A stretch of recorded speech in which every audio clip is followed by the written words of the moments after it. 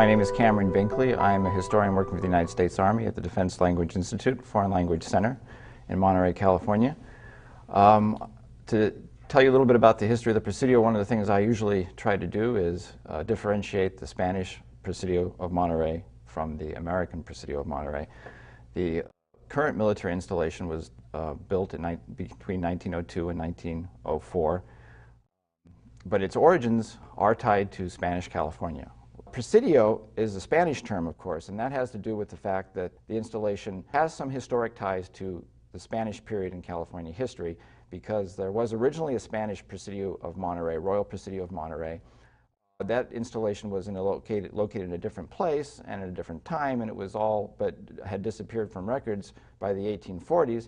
But the name was always a very charming name, and of course, once the Americans arrived in 1902 and 1904, were building up the base. Someone, it's not quite known who, probably maybe a Chamber of Commerce or maybe a historian, we don't really know, but someone suggested that the installation be named the Presidio of Monterey. It had been called Fort Ord Barracks, and other names have been tried out, but the one that really stuck was the Presidio of Monterey. And of course, there was the more famous Presidio of San Francisco at the time, so that seemed to jive well with the military, and the inhabitants of Monterey have welcomed that name. So that's why it's called the Presidio of Monterey. Presidio is a Spanish term, of course. It originally meant fortification. The Spanish used in the New World, but over time, I guess Spanish has changed in the way they use that word. It's kind of become a term associated with prisons.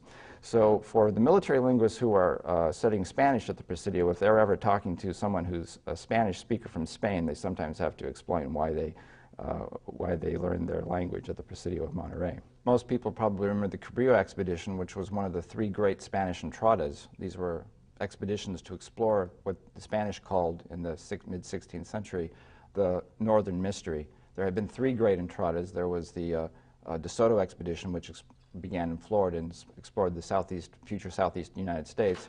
There was the Coronado Expedition, which was launched into the Pueblo lands of modern-day New Mexico. And there was Cabrillo, who sailed from New Spain, which is modern-day Mexico, up the coast of California in the about 1540 to 1542. These expeditions were primarily intended to locate advanced Indian Native American civilizations of the type that the Spanish conquistadors were familiar with from the Aztec and the Incas in Peru. Of course, they were searching for gold. Well, they didn't find any, so all those expeditions were by them considered to be failures. And for many years after that, they kind of forgot about the Northern Mystery because it wasn't a mystery anymore. They knew there wasn't anything they were interested in there for a while, so they left it behind.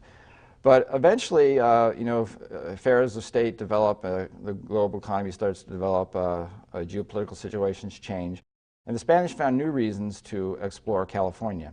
So in 1602, there was another expedition under the command of a sailor named Sebastian Vizcaino, who was chartered to sail up the coast of California, which was difficult to do from New Spain because traveling up in those days the coast required the use of sail and wind, and you needed to have the right currents in your direction. And unfortunately, for the Spanish, the currents flow south, and it's very difficult to sail northward. So this was actually quite a difficult enterprise. But they were interested in charting and mapping the coast of California in order to find harbors, safe places where their vessels could possibly be located. I should probably explain that in 1565, the Spanish had occupied the Philippine Islands.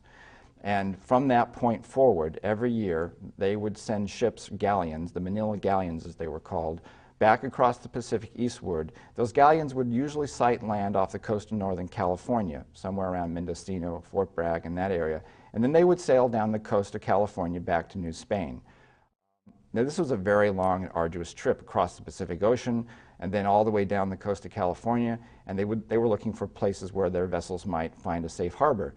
So Sebastian Vizcaino charts the coast, sails up as far as Northern California, stops in Monterey, and about Christmas, December of 1602, arrives and sets foot in Monterey. And he is the first European to be recorded to have arrived in Monterey. The Spanish debarked, came ashore, said Mass at a little place that's located, a little river or creek that flowed into the ocean from near the current Presidio of Monterey. And then that mission accomplished, he said this is a great place for a future naval base, and he went back to Spain. Now what happened was that once they knew this information, they decided they didn't, funding was an issue. It was always difficult to travel north and supply California. The galleons, it turned out, as they sailed down the coast year after year after year after year, were just mostly interested in getting back to New Spain. For a while, the galleons themselves explored Spain until a couple of them sunk, and that was considered to be a very big disaster, because after you've laden your vessel with goods from the Orient and you sailed across the Pacific and then you sink it off the coast of California, one or two incidents like that, and the Spanish decided, we'll just hightail it straight to down the coast back to New Spain. We're not going to stop. So that's what they did. They suffered a lot of scurvy. It was very hard duty in those days. So for 168 years, between 1602 and 1770, when the Spanish returned to Monterey, they just sailed down the coast, going from north to south without any recorded stops. They may have stopped in Monterey, but we don't know that for sure because it's not recorded. Of course, the Spanish returned in 1770. The reason this was the famous expedition under the command of Captain Don Gaspar de Portola. This was a joint operation of its time. It involved Spanish Franciscan missionaries who kind of gave money for the effort, and they also traveled by vessel, whereas the Portola and his crew traveled by land. They set sail from the west coast of Mexico or New Spain. They traveled up, the land expedition traveled up the Baja Peninsula, whereas the naval expedition traveled up the west coast of California. They rendezvoused in San Diego and established a base camp there. Then the Portola expedition set forth on foot to find Monterey Bay using the map that Vizcaino had published back in 1602, which was 168 years old. And they eventually found Monterey Bay, but it was a bit of a they made a few errors. One of the reasons they made errors was because the map wasn't completely accurate. One of the things that Vizcaino's map had forgotten or Vizcaino had not known about was the San Francisco Bay, which was not on his map. So the map that Portola was looking at, he was chartered to found a colony in California, in Monterey Bay, and he was looking for Monterey Bay, and he was going overland, and he stumbled onto this great bay, which turned out to be San Francisco Bay. And he said, that's not on my map. I'm looking for the Monterey Bay, but this is definitely too big to be the Monterey Bay. So he hightailed it back to San Diego. They discussed it for several months, resupplied, refitted themselves, and he set it forth again. In 1770, he finally found Monterey Bay and established the Royal Presidio of Monterey.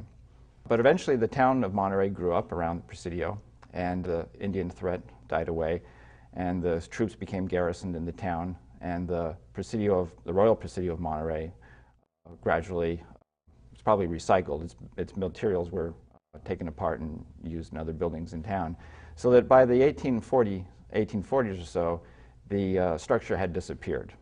It was marked on maps as ruins and things of that nature.